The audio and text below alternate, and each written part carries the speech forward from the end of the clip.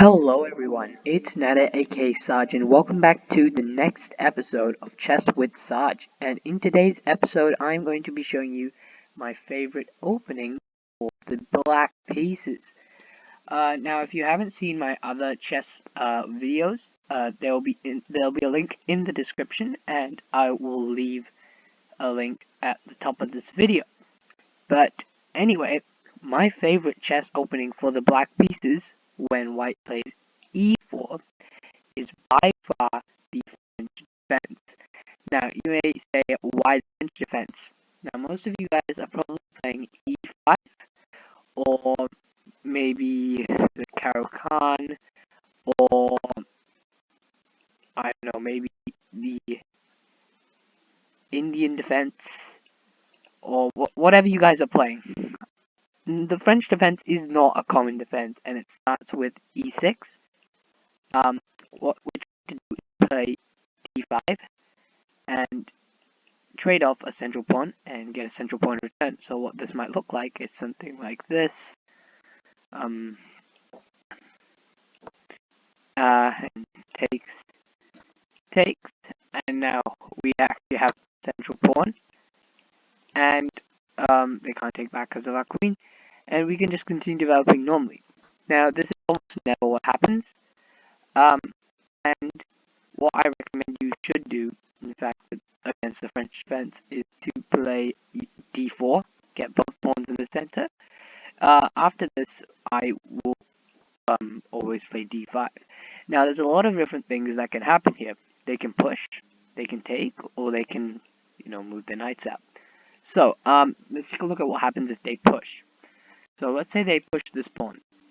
Now, this is known as the advanced French, and what we do here is we actually just play c5, and what this does is, if this trade ever happens, we just take with the bishop, so we're perfectly fine. We gain space in the center, and we attack this pawn. So this is mainly what happens after this. Now, the advanced French basically stops us from getting this knight out and to attack this pawn any moment. So it gains a lot of space, so we want to instantly get rid of the supporter of this pawn, so that we can do this. Now, most of the time, your opponents will defend with a pawn, as they want to get another pawn in the center if this trade was to happen. If they do defend with the knight, so let's say they defend with the knight, you shouldn't take even if they do defend with the knight. Instead, just bring your knight, and you're still attacking this. This trade can't happen. If it does, you just take with the bishop as usual, but most of the people will defend with the pawn. This is actually the best move for white in this position. Now, after this, we are going to move our knight out. Now, what this does is it attacks even more, forcing black to pretty much bring out his other knight to defend this pawn. This is the best move for white. Defends both these pawns, and it is looking like a pretty equal position. Now, there's two different things that can happen. Sorry, don't take. There's two different things that you can play at this point. So one of them would be to move your queen out to b6. So queen to b6. And what this does is it presses this pawn so much that it can be very hard for white to defend at this point. So if you are going to play this, and the other move that you can play is a very weird move, which is knight to h6. Now you may be like, what are you doing? We are taught to never bring our knights up to the side because this can only go two spaces. And also, why would I double my pawns, right? So, like, if this trade happens, it's a dark squared bishop. So, you can just attack these because these are all dark squares. So, it's fine for you. And if nothing happens, you're gonna go to f5, and what this does is it pressures this pawn so much that it literally will fall apart. Like, there's nothing you can do to defend this. Some people play this, bishop to d3. This is very tricky.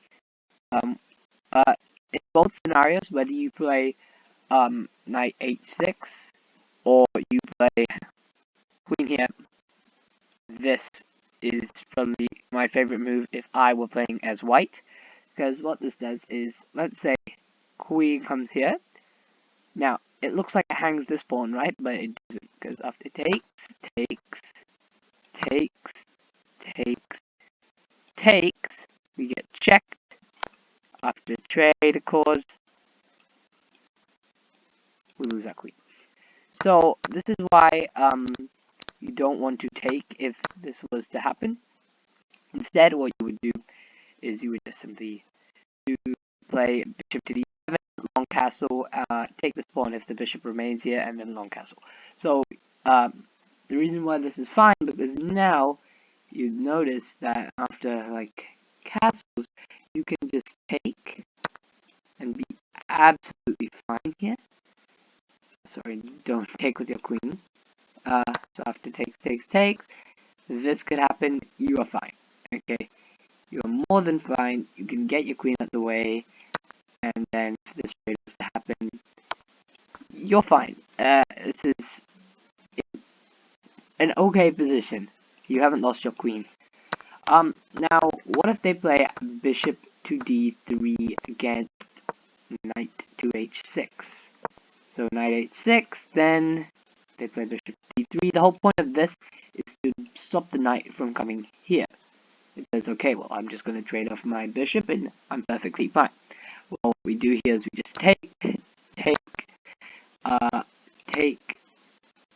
Well, actually, what you can do is, I like to actually just do this, because then we're fine here. If they take, this trade happens, we're fine. We've got nice central control. We're attacking this pawn. We will develop and castle queenside.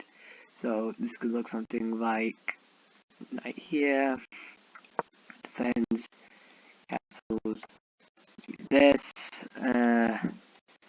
develop, and long castle. So now that we've long castled, this is going to be a very aggressive game, because what we're doing here is we want to launch all our pawns at the enemy king, right?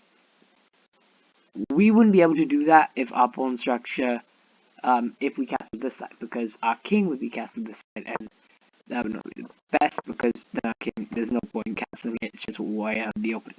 Now, it depends what type of game you want to play. If you want to play a very aggressive game, I definitely recommend that you go castle long.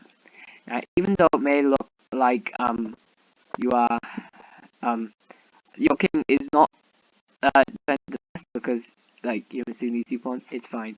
Your king is perfectly fine. You can move your king over to the side if you wish, and you are fine here. If you want to play a more passive game, you can, instead of bringing these out, what you can do is instead you can just bring your bishop out, pin the knight to the king. Something like this could happen, and then we castle. This is a more passive game. We have pieces all nicely set up, and our king is very safe here. Our king is perfectly fine. So yeah, and so that's basically a lot of the basics of the French defense. So as you know, let's take a look at what happens if they let's take a look at what happens if they take. So takes here, then we just take back. And now this is just a normal game. You're just going to casually develop. So this could look something like this. Just casually developing our pieces, and then, you know, just slowly heading into a calm, quiet game, and everything is fine here. You've got an equal center. The game, you will castle your, or you will castle your king, so that could look something like maybe this, and then this, this, and something castle here. Definitely want to castle this side. King side. If you're playing a passive game, if the exchange French usually leads to a more passive game rather than the other French variations. But yes, that is my favorite chess opening, which is the French defense.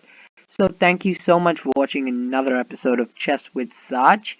I hope you enjoyed this video. If you did, please subscribe and like, because if you like and show me that you're enjoying the videos, I will make more of these videos so that you guys can get started with chess. My next video will definitely be on how to play chess basics and tricks and traps that you can use with a lot of the French or just chess openings in general.